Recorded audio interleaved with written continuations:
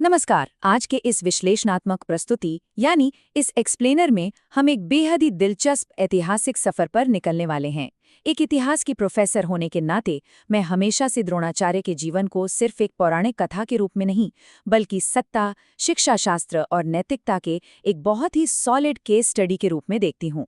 मतलब सोच कर देखिए, एक ऐसा इंसान जिसके पास दुनिया भर का ज्ञान था, लेकिन फिर भी वो अपने ही बुने हुए नैतिक और व्यक्तिगत संघर्षों में कैसे उलझ कर रह गया। है ना कमाल की बात। चलिए इसी जटिलता को आज बारीकी से समझते हैं। तो इस पूरे विश्लेषण का जो एजेंडा है वो कुछ इस तरह रहेगा। सबसे पहले गुरु शिष्य परंपरा, उसके बाद अस्त्रों का वर्गीकरण, फिर पुरानी रंजिशें और नैतिक दुविधाएं, उसके बाद कुरुक्षेत्र के सेनापति के रूप में उनकी भूमिका, और अंत में कर्तव्य बनाम व्यक्तिगत नैतिकता। ये 5 बिंदु हमें उनके शानदार उत्थान से लेकर उनके अपरिहार्य पतन तक की पूरी कहानी दिखाएंगे। भाग 1, गुरु शिष्य परंपरा। चलिए बिना देर किए प्राचीन भारत की इस मशहूर शिक्षा प्रणाली से अपनी चर्चा शुरू करते हैं। ये छवि असल में उस नींव को दर्शाती है जिस पर प्राचीन काल की पूरी शिक्षा टिकी थी, गुरु और शिष्य का वो पवित्र रिश्ता। ये इस बात का एक बेहतरीन ऐतिहासिक उदाहरण है कि कैसे उस समय बिना किताबों के सिर्फ मौखिक रूप से ज्ञान की पूरी विरासत एक पीढ़ी से दूसरी पीढ़ी तक पहुंचाई जाती थी। द्रोणाचार्य का गुरुकुल सिर्फ तलवारबाजी या तीरंदाजी का कोई साधारण प्रशिक्षण केंद्र नहीं था, बल्कि वहां बौद्धिक विकास और एक मजबूत चरित्र निर्माण पर भी उतना ही जोर दिया जाता था। लेकिन यहाँ आकर कहानी में एक बड़ा ट्विस्ट आता है। इस स्लाइड पर जरा गौर करें। एक तरफ तो कुरु राजकुमारों के लिए एक बहुत ही सामान्य सा पाठ्यक्रम था, वही कुश्ती और बेसिक हथियार चलाना। लेकिन दूसरी तरफ अर्जुन के लिए एकदम अलग ही नियम थे। द्रोणाचार्य ने तो मानो अर्जुन को दुनिया का सर्वश्रेष्ठ धनुर्धर बनाने की ठान ही ली थी। उन्होंने उसे मगरमच्छ के हमले जैसी जानलेवा चुनौतियों में डाला और फिर इनाम के तौर पर ब्रह्मशीर अस्त्र जैसे बेहद गुप्त हथियार का ज्ञान दे दिया। ये एक शिक्षक के रूप में उनके उस साफ पक्षपात को दिखाता है जिस पर आज भी कई सवाल उठते हैं।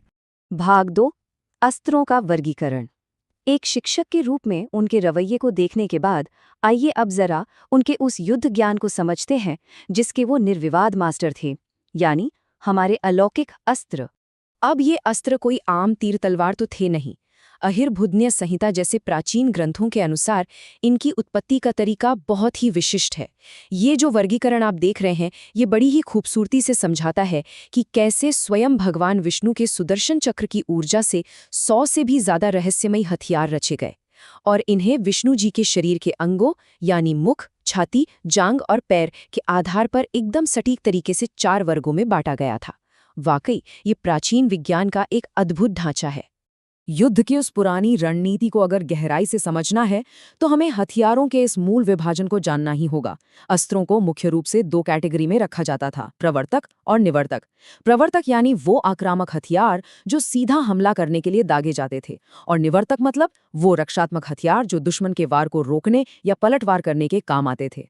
एक सफल सेनापति के लिए इन दोनों का सटीक कैलकुलेशन जानना बहुत जरूरी था।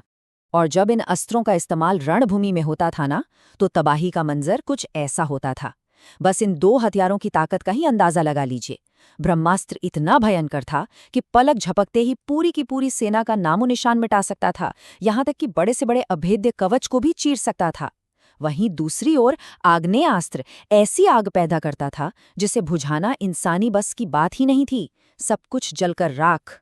कुरुक्षेत्र के युद्ध में द्रोणाचार्य और अश्वत्थामा ने इन महाविनाशकारी अस्त्रों का जो प्रयोग किया, वो इतिहास के पन्नों में हमेशा के लिए दर्ज हो गया।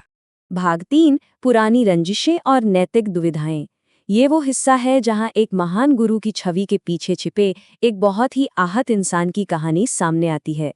अगर ऐतिहासिक नजरिए से गहराई में जाएं, तो पता चलता है कि द्रोणाचार्य के जीवन का एक बहुत बड़ा प्रेरक बल उनका बचपन का वो दोस्त था जिससे वे अब नफरत करते थे, राजा द्रुपद। द्रुपद ने कभी उनकी गरीबी का सरेआम मजाक उड़ाया था और बस वो बात द्रोण के दिल में चुप कर रह गई। बदला लेने का ये जुनून इस कदर हावी था कि इन्होंने अपने ही छात्रों का इस्तेमाल अपना उल्लू सीधा करने के लिए किया और गुरु दक्षिणा के नाम पर द्रुपद को बंदी बनाने की मांग कर डाली। सच कहूं तो यहीं से एक शिक्षक के रूप में उनका नैतिक पतन शुरू हो गया था। और ये नैतिक गिरावट तब और गहरी हो जाती है जब हम एकलव्य की इस घटना को देखते हैं। एक ऐसा छात्र जिसे सामाजिक और जातीय नियमों की वजह से द्रोणाचार्य ने सिखाने से ही मना कर दिया। फिर भी उस लड़के ने खुद को ऐसा प्रशिक्षित किया कि बड़े बड़े महारथी हैरान रह गए। लेकिन द्रोण ने क्या किया? अपनी उस तथाकथित गुरु दक्षिणा के नाम पर एकलव्य का दाहिना अंगूठा ही मांग लिया। आज के दौर में अगर हम इसका विश्लेषण करें तो ये साफ तौर पर एक पसंदीदा छात्र का रुतबा बचाने के लिए किया गया घोर भेदभाव और क्रूरता का ही उदाहरण लगता है। भाग 4 कुरुक्षेत्र के सेनापति। अब चलते हैं कुरुक्षेत्र के उस भयानक युद्ध की तरफ, जहां 11वें से 15वें दिन तक द्रोणाचार्य ने पूरी कौरव सेना की कमान संभाली।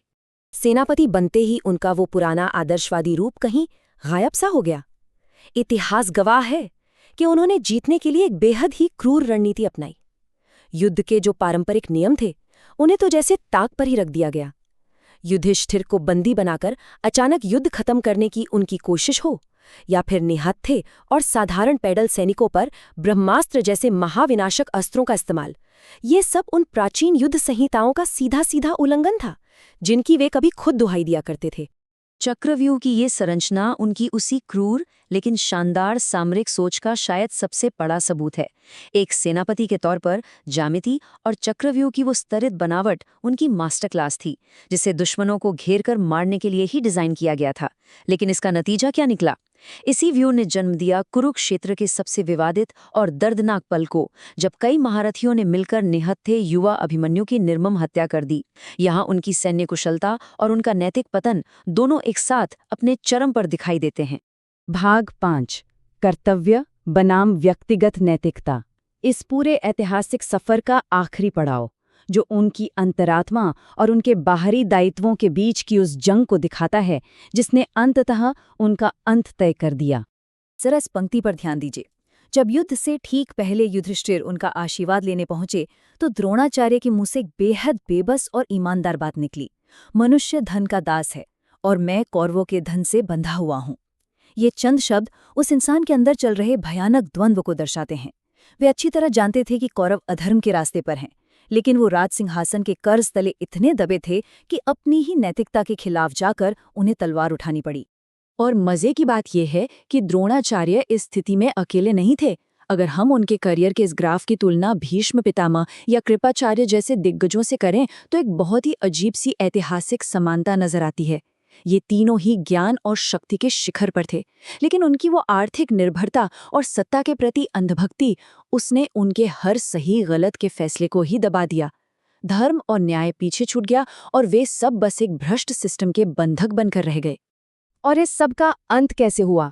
एक ऐसे अजेय योद्धा को हराने के लिए पांडवों को उसी छल का सहारा लेना पड़ा जो खुद द्रोण युद्ध में अपना रहे थे। ये पूरी तरह से एक मनोवैज्ञानिक हार थी। जैसे ही उन्हें अश्वत्थामा की मृत्यु की वो झूठी खबर मिली, इस महान गुरु का दिल टूट गया। शोक और निराशा के उस एक पल में उन्होंने अपने सारे हथियार डाल दिए और उसी निहत्थी और ध्यान की अवस्था में धृष्टद्युम्न, जी हाँ, उसी राजा द्रुपद के बेटे ने उनका सर धड़ से अलग कर दिया। एक बेहद जटिल और हिंसक जीवन का एक बहुत ही दर्दनाक अंत। तो इस पूरे ऐतिहासिक विश्लेषण को खत्म करते हुए एक बहुत ही गहरा सवाल पीछे छूट जाता है। क्या किसी विद्या या युद्ध कौशल में अव्वल होना ही असली निपुणता है, या फिर उस ताकत का सही और नैतिक इस्तेमाल करना उससे भी ज्यादा जरूरी है? द्रोणाचार्य का ये सफर हमें सोचने पर मजबूर करता है कि जब महत्वाकांक्षा, पुरानी रंजिशें और सिर्फ नौकरी या कर्तव्य का अंधा पालन हावी हो जाए तो उसकी असली कीमत क्या चुकानी पड़ती है।